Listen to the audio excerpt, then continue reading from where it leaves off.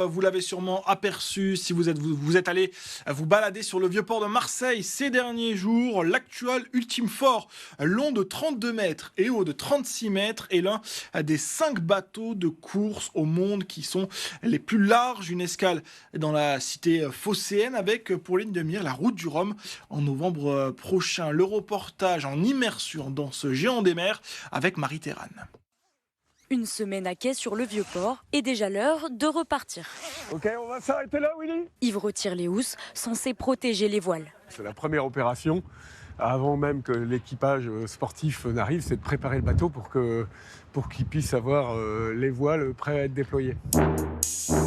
Ce géant rouge est l'un des 5 bateaux de course les plus grands au monde. De quoi attirer les curieux. Technologiquement, c'est sûrement une réussite. Je pense que celui-là est vraiment très très grand, malgré que j'en ai vu beaucoup à Pointe-à-Pitre, plusieurs années de suite.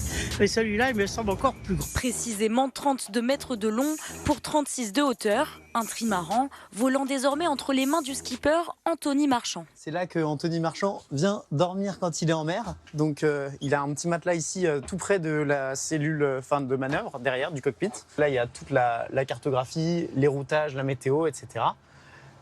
Et donc en dessous il y a des petits rangements avec toutes les caisses à outils, la nourriture. Ou encore cette cuisine miniature. Avec un petit réchaud pour faire chauffer de l'eau et faire des apertisés ou des lyophilisés. Donc c'est de la nourriture déshydratée. Un robinet eau douce eau de mer. Alors, ça reste très très inconfortable pour la majorité de ce que les gens imaginent comme étant confortable.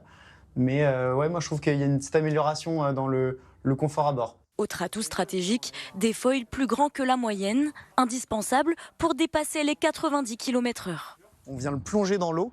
Et donc là, avec la vitesse, le bateau vient s'appuyer sur l'eau et décoller au-dessus du foil. Avec en ligne de mire la route du Rhum. La traversée en solitaire s'élancera le 1er novembre depuis Saint-Malo.